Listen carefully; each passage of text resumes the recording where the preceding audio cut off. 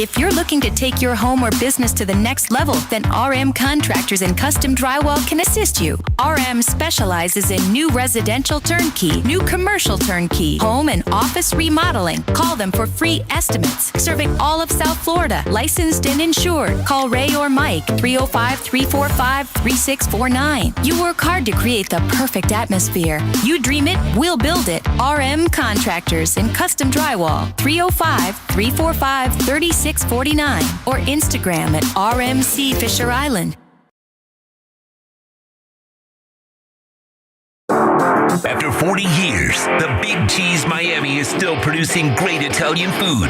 They started in 1984. Since then, they've been winning awards while being voted the best inexpensive Italian restaurant in Miami. Visit them for great food, amazing service. Witness the decades of Cane's memories. The walls are like a Miami Hurricanes Hall of Fame. The Big Cheese delivers anything on its menu or party platter menu to your home, office, or even a park for a picnic. Located at 8080 Southwest 67th Avenue, Miami. Call 305-662-6855. TheBigCheeseMiami.com, where they serve large portions at family prices.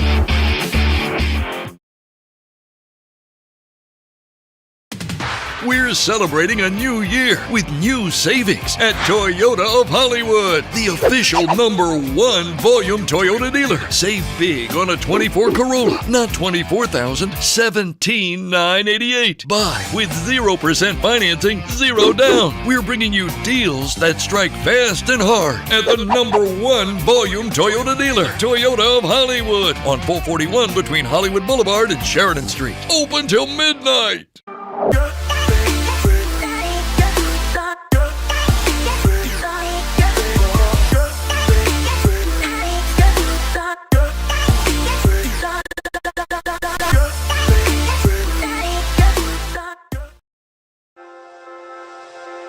Hi, this is Jeff Welt from Welton Rayom. Dan and I have been in business together for over 22 years. We're not your typical lawyers. When Dan's not working in the office, he's flying his stunt plane. When I'm not in the office, I'm either getting tattooed, bowling, riding a motorcycle, or going to concerts. We might not be your typical attorneys, but we are aggressive attorneys, and we'll do whatever it takes to get you what you deserve. Consultations are always free. Call us anytime, 24/7. Welton Rayom can help.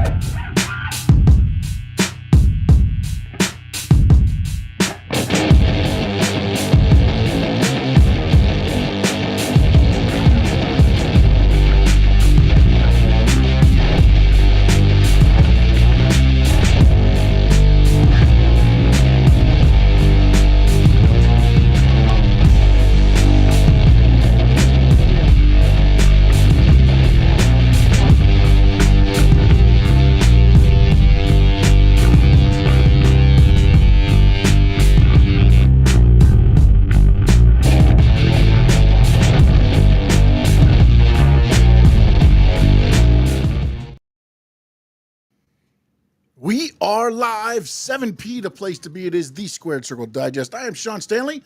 I am going at it alone. Frankie Fresco taking care of some things today. He'll be back next week on with us. This show will be a short one. We'll go up to a little bit before AEW Dynamite, and then we will come back after Dynamite for a recap show of AEW Dynamite tonight. We will be on again right after. Looks like it's going to be right at about 10 o'clock. There is a soccer match. I think it's USA Soccer is going on TBS at 10. So I believe it will be pretty much not much of an overrun, if any, tonight on AEW. So this is going to be a lot of heavy WWE-ish. We'll talk more AEW later tonight, although there is a part about the AEW chant that was called last night, which, you know, it is what it is. It is pro wrestling. We got Steven Gonzalez and No Doubt is in, and my dad is in. Appreciate everybody that is watching us on X, Stanley Media _11. Of course, if you're on the Facebook page, it is at Stanley Media House Network. And of course, If you're on the Stanley Media House Network YouTube channel, appreciate you. If you're not watching on there, please jump on over. Help me get to 1,000. Trying to get to 1,000. It's not the end goal, but just let's get to 1,000. Help me out. So I appreciate each and every one of you that are tuned in today. Normally Tuesday, 7 p.m. But yesterday I was with the son watching Inter Miami and Messi. The CONCACAF Cup was in Fort Lauderdale. So I went and watched that, and then now here I am today doing the Squared Circle Digest. On Friday, the final boss returns, and it's funny because it sparked a lot of debate as far as like what the hell was that segment? What did it mean?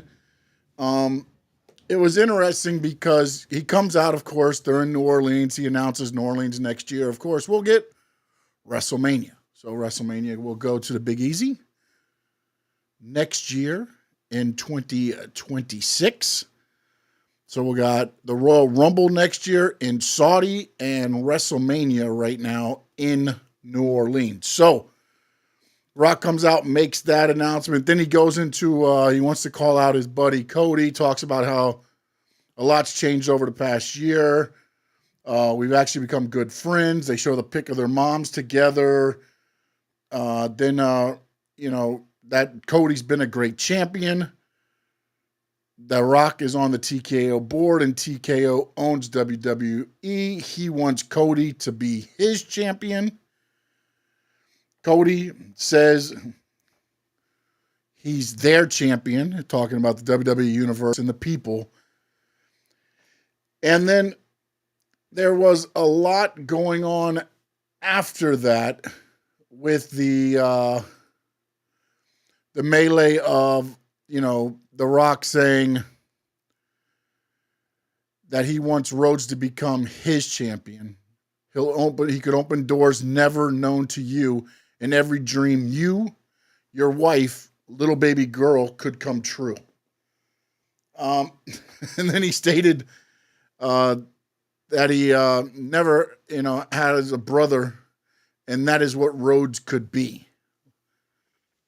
And, whoa, my goodness. Hold on a minute. I apologize. Getting a call. I don't know why, but hold on a minute. I apologize there. I don't know if you could hear the ringing there or not. I was getting it through my headphones and my headset here. So I apologize. Let me answer this real quick. So we had that go on with The Rock and Cody. And then The Rock then stated Cody is special and why he should be his champion. He said he could take Cody to a different level, how their fathers are looking down on them. The Rock stated that their fathers were friends. Now we are friends. The Rock told, Cody, go home and think about it. Talk to his family. And then he wants an answer at Elimination Chamber. And that's not, and then he kind of goes to leave the ring. Then he turns back around and he says, the thing he wants more than anything else in the world is that. And it looks like he's pointing at the title, which Cody's got around his shoulder. And then he said, no, he doesn't want the title. He wants Cody's soul. And then that's where kind of everybody was like, what the hell is this? Cody's kind of, befuddled. He's kind of looking around everywhere and kind of looking at not everywhere, I'm sorry, kind of looking into the camera. And it was odd to me, again, I was watching it live. I'm like, what the hell is going on here? Then it got me to thinking. And what I'm going to do is I'm going to read a few things that one was sent to me by DJ Memo, who is usually in the chat here. And then, again, a lot of this is just ideas that fans are throwing around. This is where I said the thing about wrestling is that everybody can watch it and have, 2 or 3 different ways, maybe more than that, on how they think things could go. So this was from I believe just a normal wrestling fan on X. He put in another X asked, drop your wildest predictions for this segment. Of course, it was the Cody Rock segment. Steven Gonzalez said, who is this, Sean? What's the scoop? Is it Vince McMahon? No, it was not Vince McMahon. No. It was my daughter calling. So he says Cody refuses the offer, which I believe that is the way it's going to go. Then he goes on to say CM Punk wins the chamber. Rock tries to steal the Mania main event like it's 2013 to teach Cody a lesson at Mania. Then he says CM Punk uses his favor to get Roman to take care of Rock.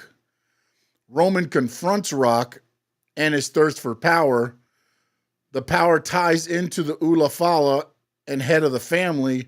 Roman versus Rock for the Ula Fala at Mania.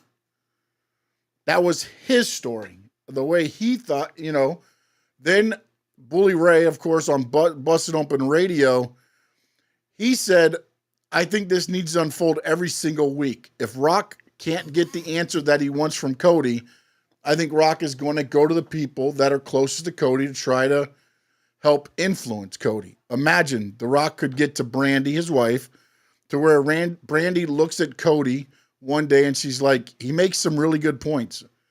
Could you imagine how much confusion that's going to cause Cody with his wife? The mother of his baby girl is starting to convince Cody that The Rock is making some good points. That's really going to tear him down emotionally. And then he went on to talk about if Rock asked Cody for an answer and Cody still turns him down. And he was talking about, how he tempts him to join the dark side. Because he said that it needs to be good versus evil in this. And he said, let me just read as always. He said, it would make sense if it's portrayed good versus evil with Rhodes being persuaded by The Rock to go to the dark side. He also suggested The Rock should go as far as threatening to tear Rhodes' WWE contract to attempt him to join his side. And then it went in to quote him as him saying, if Rock asks Cody for an answer and Cody still turns him down, and Rock picks up Cody's contract in one hand, picks up a lighter in the other, and tells him, I'm going to burn your contract, and in burning your contract, I'm burning your life. I'm going to take everything away from you. So now you have that way going ultimately into where, Bubba Ray says that he thinks he'll impose his will to get Rhodes to join his team. And, so right there's a couple different ways to go at it. And I know, Bully Ray has been in the business, and looking at that. For me, I don't think it's as in detailed as that. To me, I feel like he's going to ask Cody for the answer. I believe Cody tells him no. And then it turns into who will be the person that will sell their soul to The Rock. And I'm thinking that person is in the men's elimination chamber match. And then when you look at the men's elimination chamber match, I would say 4 or 5 out of the 6, I believe, would sell their soul to become WWE champion. Drew McIntyre, certainly. CM Punk, I believe he would. Logan Paul, if he's got a soul. Seth Rollins, he's done it before, right? They kind of hinted at it on Raw. When Cody said, you've done this before. You turned your back on the Shield. You did this. You joined the Authority. And then, of course, Damian Priest, who has, again, Judgment Day. He's kind of leaning toward, not the dark side right now, but could he be tempted? So I believe you got 4 to 5 guys in this match that if Cody says no, could The Rock make sure that one of them wins the Elimination Chamber, thus becoming the person The Rock backs to take on Cody Rhodes at WrestleMania. So there's a lot of different ways they can go with this story. And ultimately, this is what WWE does best, right? They put out the eggs, and then they make the fans start going crazy with all these different ideas, and they read what other fans are talking about, and then they start like, oh, and then they add to it, and you get the build that they want for WrestleMania. And it's so interesting how the fans are actually going to start building this. Because remember, Cody a while ago said nobody's going to know what way or how this is going to turn out as we head toward WrestleMania. And ultimately, I believe he's 100% correct. Because this right now could take so many different angles. Now, does Seth and Roman fight each other? That's where I think the one fan might be off, because I still feel like Seth Roman collide at WrestleMania. I believe that's going to happen. So we shall see where that goes. But ultimately, again, this is episodic TV. This is going to continue to grow week by week. Maybe not, at a point. But again, you've got, I believe, 8 weeks before WrestleMania. So a lot can happen, and we'll see where it goes from there. Last night, the NXT, we'll cover NXT right now.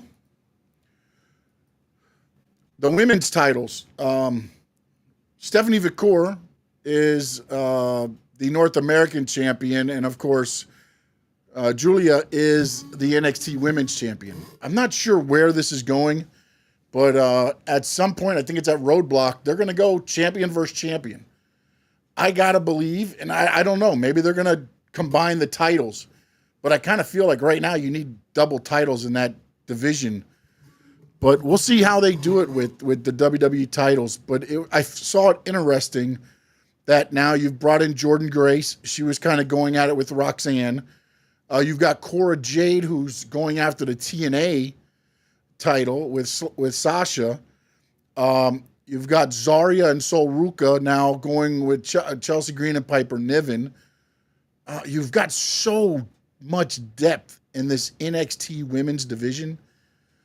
I don't know that you should take a title away. And again, I don't know if this is going to get smudged. Just a disqualification. Somebody comes in and takes both of them out. I did champion versus champion. I don't see one of them with 2 belts. I just don't see WWE doing that with either of these ladies. So we'll see where that goes. And last night's NXT ended up doing a $7.99. Of course, the Hardy Boys were on it. Moose was on it. He went in. He confirmed now he's going to get his NXT championship match against Oba Femi at Roadblock. Also at Roadblock, the Hardys now will take on Fraxium for the TNA tag team titles. I find that interesting that the NXT titles are not on the line. Sean Spears introduced his new family, and now he didn't say he said they're going after Tony D'Angelo and the NXT North American Championship. Good to see Santino Marella back on WWE TV. Brought him out with his music and everything, and then he introduced the Fraxium and the tag team match there. A little dissension. Chelsea Green a little annoyed with Piper Niven. Does this start floating over to the main roster?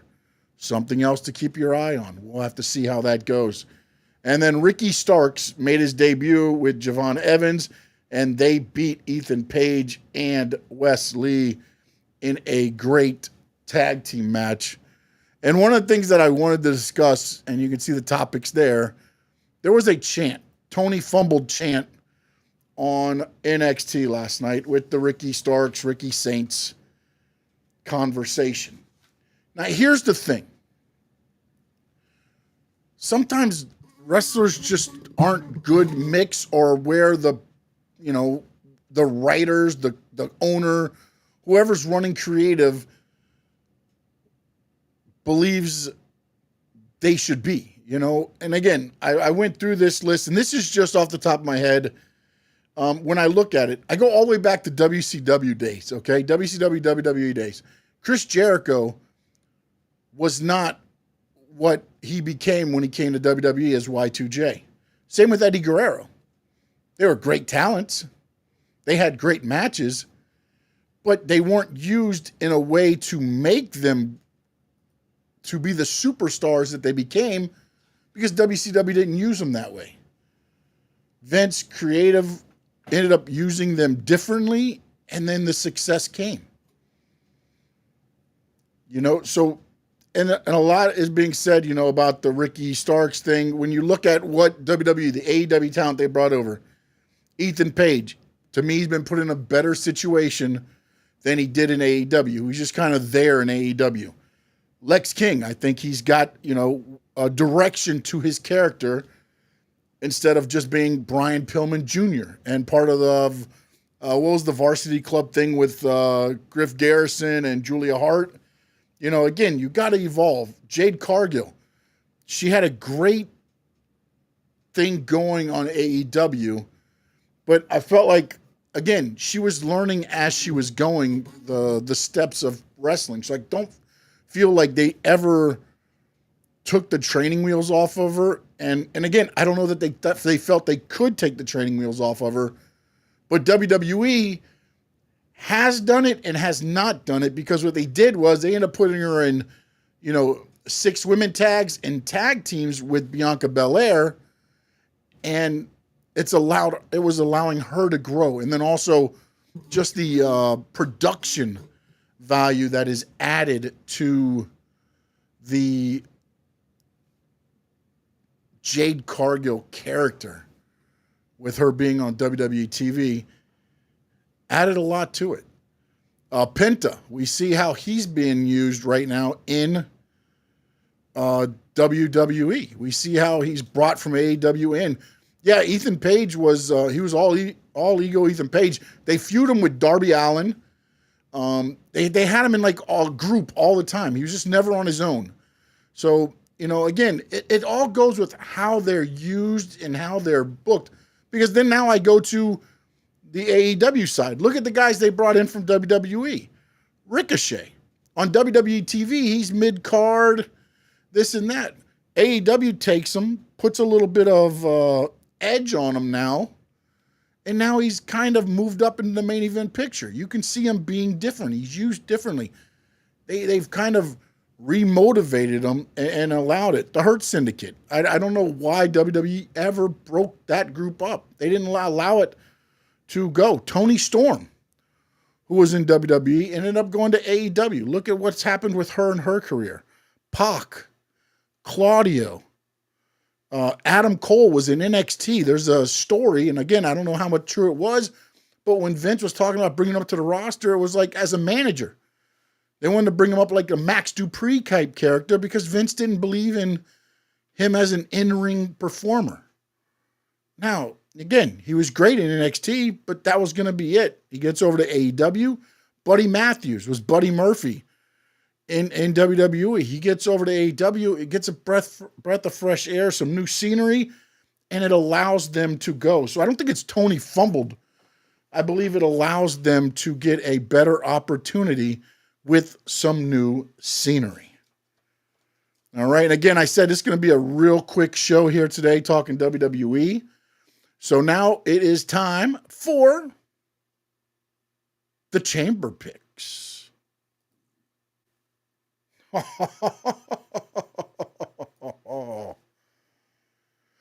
think Cody Rhodes turns down The Rock. I think Sami Zayn wins over Kevin Owens. Man, Bianca Belair wins the women's. And I'm going to go CM Punk wins the men's chamber. So those are my picks for this weekend. The chamber picks on Saturday. And, I hit the wrong button. I apologize. So now, I appreciate everybody that's tuned in. I appreciate, no doubt, Stephen Gonzalez, my dad, everybody on X that is tuned in. If you're watching us on Facebook, Twitch, Appreciate you. Don't forget, tonight, 10 o'clock, right as soon as Dynamite goes off the air, we go on the air, the Dynamite recap show right here, the Squared Circle Digest. I think each and every one of you are spending a little bit of your time on a Wednesday night. Don't forget, come back later tonight. Another live Squared Circle Digest AEW Dynamite recap show. You get 2 for 1 today, right here on the Squared Circle Digest. In the words of the great Gordon Soley, so long from the sun. Shine.